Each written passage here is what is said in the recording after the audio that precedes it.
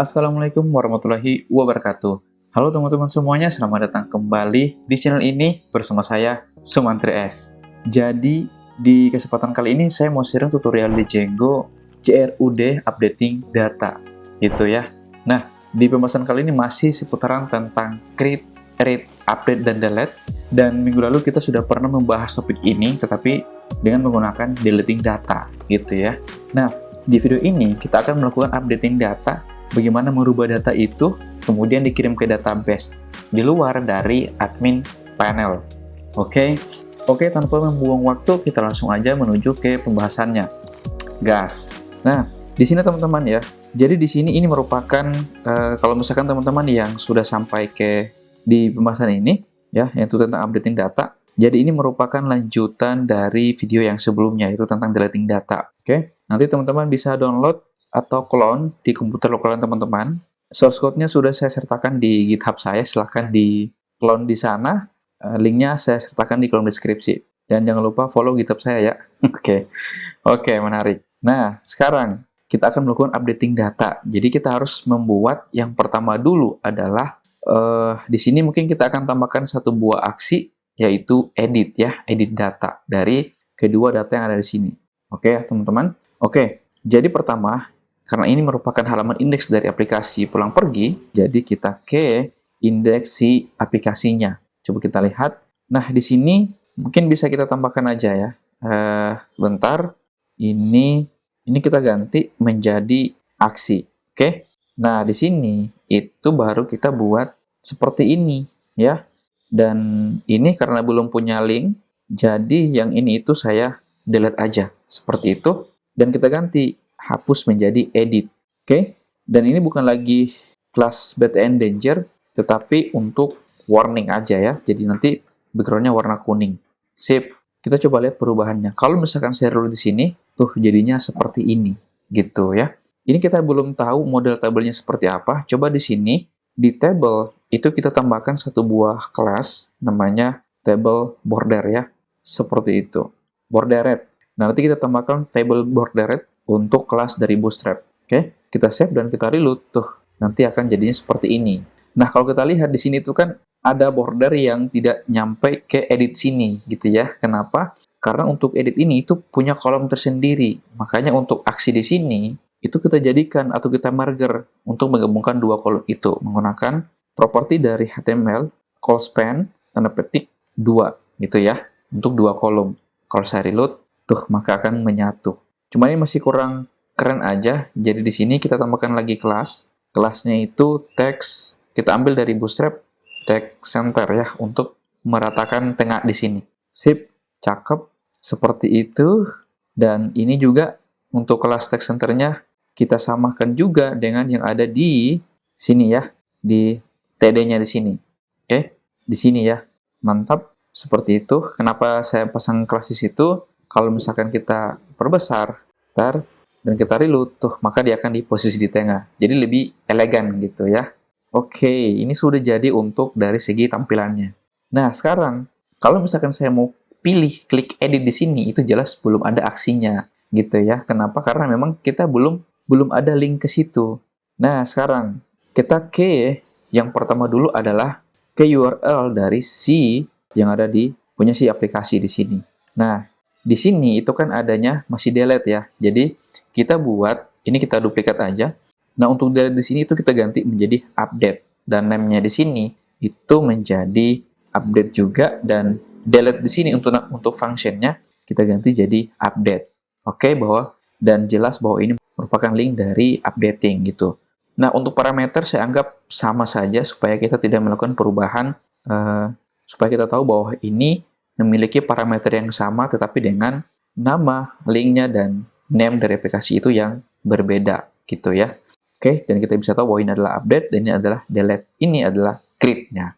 Oke, keren cuy. Oke, kemudian kita ke views di sini. Nah, di sini itu kita buat satu buah function, yaitu update. Kemudian kita request seperti itu. Kemudian kita buat konteks aja dulu, karena merupakan halaman dari si. Ini biar cepat aja ya, biar cepat aja. Saya copy paste aja konteks dari si create ya di situ. Kemudian saya paste di sini, dan ini untuk tambah saya ganti menjadi edit daftar tujuan. Oke, menarik. Dan di sini itu kita kembalikan return render, kita request, menggunakan pulang pergi dengan update halaman.html di sini. Kemudian di sini itu kita konteks seperti itu, dan kita buka sidebar-nya dan kita lihat untuk template dari si aplikasi pulang pergi itu belum ada update HTML. Jadi kita buat satu buah file update.html di sini. Oke.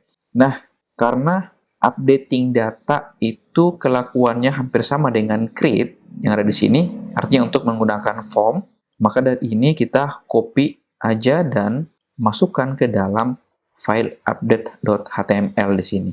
Oke, teman-teman. Mantap. Nah, sekarang kita kembali ke views di sini. Oke, coba kita lihat. Nah, di sini itu kan kita punya parameter ya, yaitu nama slug. Oke, ingat parameternya itu mengacu di dalam URL yang ada di sini, yaitu nama slug. Masih ingat teman-teman? Jangan lupakan ya, regular expression. Nah, di sini itu baru kita coba nangkap ya, nangkap menggunakan object relational mapping. Kita sudah pernah pelajari. Nah, untuk deleting, coba lihat di sini menggunakan yang namanya adalah filter. Nah, jadi dia hanya memfilter berdasarkan nama slug. Nah, untuk updating itu kelakuannya berbeda gitu ya. Jadi bukan menggunakan filter, tetapi dia menggunakan, ntar ini saya namakan aja sebagai objek, variabelnya, objek dari tujuan, ya, sama dengan tujuan itu adalah kelas modelnya, kemudian objects titik get, ya, get artinya untuk mengambil atau mendapatkan dari fungsi get ini merupakan query set dari model. Kita sudah pernah belajar juga, silakan teman-teman buka untuk ORM, ya. Nah, kemudian kita buat seperti ini, oke. Kemudian kita ambil, yaitu masih ingat teman-teman, karena kita menggunakan slug, jadi kita buat slug di sini. Nah, slug ini merupakan field yang ada di models. Ya, jadi bukan slug karena memang kita menggunakan slug, tapi slug yang ada dalam kelas tujuan. Oke? Kelas dari model tujuan di sini. Paham ya, teman-teman? Kalau misalkan teman-teman punya slug garis miring underscore tujuan, ya harus menggunakan slug underscore tujuan. Seperti itu. Jadi jangan bingung ya, teman-teman, sampai di sini. Kemudian, nah ini kita sama dengan ambil parameter yaitu nama slug di sini. Gitu. Oke, teman-teman? Oke, kita coba buat satu buah variabel, kita namakan aja sebagai form di situ, karena untuk mengedit itu membutuhkan form ya. Jadi kita sama dengan, karena merupakan form, jadi kita ambil tujuan form di sini. Kemudian kita request titik post or none di sini. Sip, menarik. Nah, kemudian coba lihat ini, kalau misalkan saya klik, itu masih belum ada fungsi atau aksi dari si edit. Kenapa? Karena kita belum melakukan atau memasangi aksi ke dalam si daftar tujuan yang ada di sini. Oke, jadi belum ada aksinya yang ada di sini untuk linknya mulai kemana. Oke, jadi kita buat linknya seperti itu. Sini kita URL, tanda petik 1, pulang, pergi. Ini merupakan namespace dari aplikasi, titik 2, update. Ya, namespace, name dari si path atau link dari update. Kemudian kita ambil tujuan. Tujuan itu merupakan parameter atau variabel dari pengulangan yang ada di sini ya. Tujuan masih ingat teman-teman? Jadi kalau misalkan kenapa sampai seperti itu, silakan teman-teman lihat video yang sebelumnya yaitu tentang deleting data. Titik apa di sini?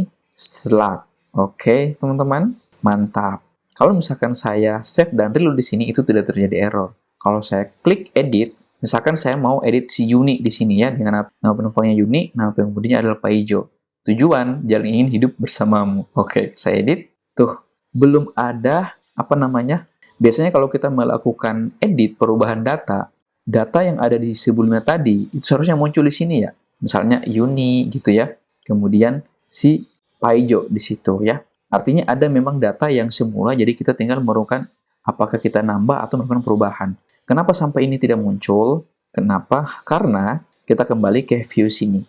Kenapa? Karena kita belum menambahkan satu buah keyword di dalam formulir yang di sini ya, variable form, yang mengambil dari model, oke, untuk dikirimkan ke dalam form yang ada di sini supaya bisa diedit. Oke ya teman-teman. Jadi nama keywordnya itu adalah instance ya. kemudian sama dengan ambil variabel objek tujuan yang ada di sini.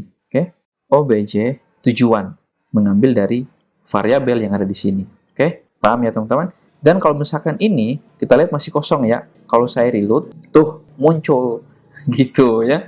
Jadi muncul di sini. Oke, teman-teman. Jadi ini ada data yang sebelumnya dan ini kita bisa lakukan penghapusan atau kita tambah gitu. Misalkan saya mau tambah Unisaro gitu ya. Oke, kita coba lakukan di sini.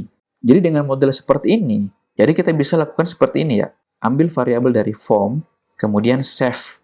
Jadi apapun perubahan yang dilakukan oleh yang ada di sini, nanti akan disimpan oleh script yang ini. Oke, kasusnya saya mau ganti atau saya mau tambahkan Unisaro di sini. Dan kalau saya kirim, ini berhasil ya.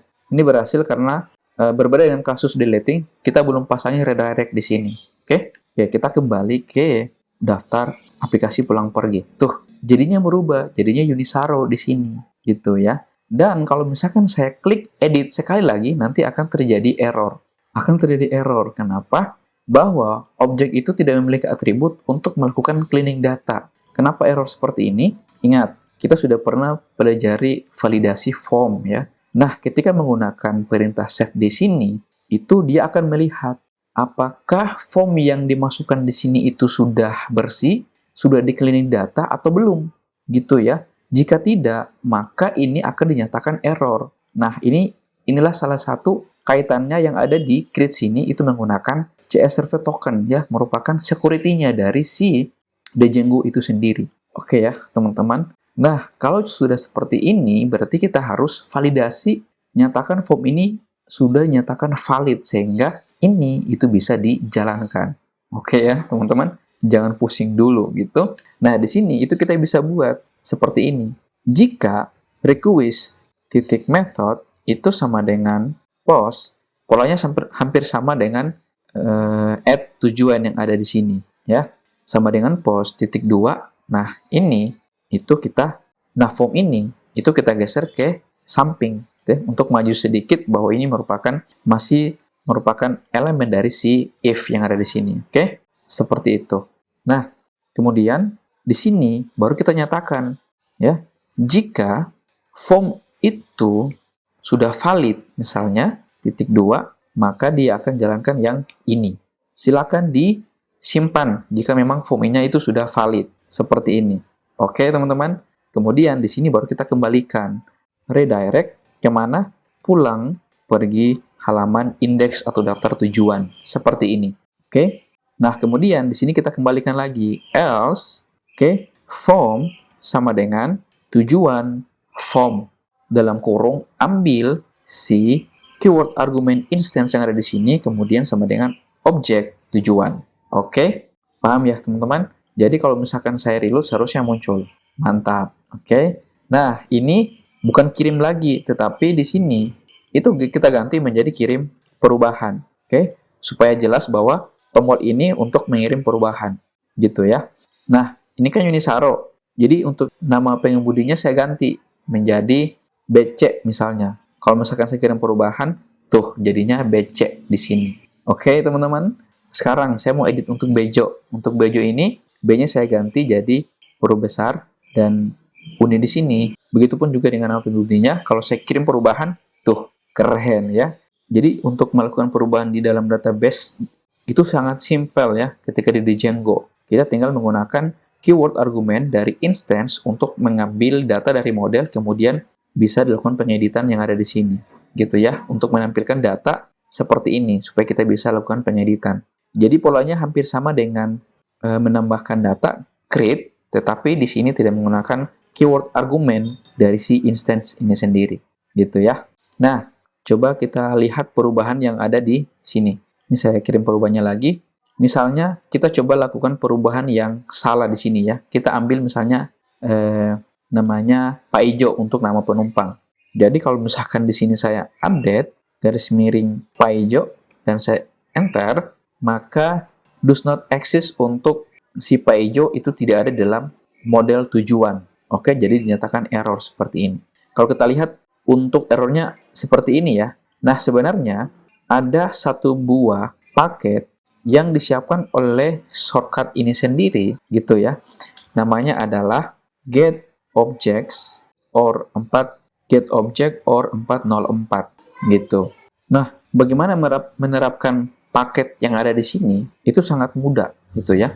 Oke, ini adalah pola yang pertama dan kita menggunakan, ini kita komen dan kita menggunakan pola yang kedua dengan nama objek ya, nama variabel objek yang sama gitu ya. Nah, di sini kita menggunakan get object or 404 dalam kurung masukkan si model yaitu tujuan, kemudian parameter yang ingin dirubah apakah dia menggunakan slug atau ID. Nah, karena kita menggunakan slug, jadi di sini kita tambahkan slug sama dengan masukkan nama parameternya atau argumennya yaitu nama slug di sini.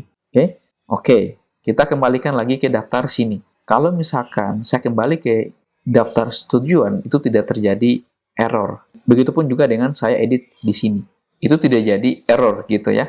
Dan sama sebenarnya kita coba hapus saronya dan kita ganti y-nya menjadi huruf besar. Begitupun juga dengan BC. Di sini kita kasih kirim perubahan, maka akan sama polanya dengan yang pertama ini tadi gitu. Nah, bedanya apa dengan menggunakan pola yang seperti ini? Ketika data yang kita update itu tidak ada dalam daftar sini. Misalnya kayak tadi ya, BC misalnya. Dan kalau saya enter, pola perubahan yang terjadi di sini itu dia menampilkan pack not found 404, yaitu yang ini. Jadi pesan errornya berbeda ya dengan yang kita menggunakan yang seperti ini gitu. Paham ya teman-teman? Nah, nanti ke depannya kita akan coba buat halaman pack not found-nya bukan yang seperti ini gitu ya teman-teman. Jadi keren, sama polanya. Jadi tujuannya memang sama, artinya untuk bisa mengambil data dari si model dengan parameter yang sama juga. Ini menggunakan object relational mapping dan ini itu menggunakan paket ya atau modul dari si paket shortcut yang ada di sini yang cara kerjanya itu hampir sama dengan menggunakan seperti ini ya, tujuan.objects.get gitu ya. Cuman di sini itu ada penambahan jika data yang diupdate itu tidak ada, oke teman-teman, maka dia akan menampilkan pesan kesalahan atau pack not found 404. Keren ya, keren. Ini keren di Django. Jadi sudah ada memang salah satu paket atau metode yang sudah siap pakai gitu. Meskipun dengan pola yang berbeda, tetapi memiliki tujuan yang sama dengan cara kerja yang berbeda juga gitu ya. Nah, jadi inilah kenapa saya suka dari Django. Banyak cara untuk mengambil data ketika melakukan perubahan. Kita bisa menggunakan ORM yang secara natif gitu, atau kita bisa mengambil sebuah metode atau paket-paket yang sudah disiapkan. Nah, dari sini kita sudah bisa melihat perbedaannya seperti apa gitu ya. Keren. Nah, kita kembali ke daftar sini. Oke. Jadi saya tidak perlu melakukan tambahan data karena memang sudah jadi gitu ya. Jadi kita fokus aja di pengeditan data aja di sini. Nah, jadi cukup ya teman-teman. Saya kira untuk updating data ini sudah selesai dan saya sudah menggunakan dua bentuk, yaitu menggunakan tip model yang ORM seperti ini dengan menggunakan modul yang sudah disiapkan oleh paket shortcut di sini ya, gitu. Jadi keduanya memiliki tujuan yang sama. Oke, teman-teman. Nah, minggu depan kita memang masih membahas tentang CRUD, tetapi dengan topik messenger ya, message. Jadi akan menampilkan sebuah pesan nanti di sini bahwa datanya itu sudah berhasil terkirim, gitu ya, atau tidak berhasil diedit ataupun juga dihapus, ya, gitu. Jadi nanti minggu depan kita akan membahas tentang CRUD message, ya, ada di Django. Oke, teman-teman. Nah, jadi mungkin itu saja untuk video saya kali ini. Terima kasih sudah nonton. Jangan lupa klik tombol subscribe, like, dan share, serta nyalakan lonceng notifikasinya biar tidak ketinggalan video-video update dan seru lainnya. Mudah-mudahan bermanfaat dan kita akan berjumpa kembali atau bertemu kembali di video seru lainnya. Salam baris kode, sampai jumpa dan bye!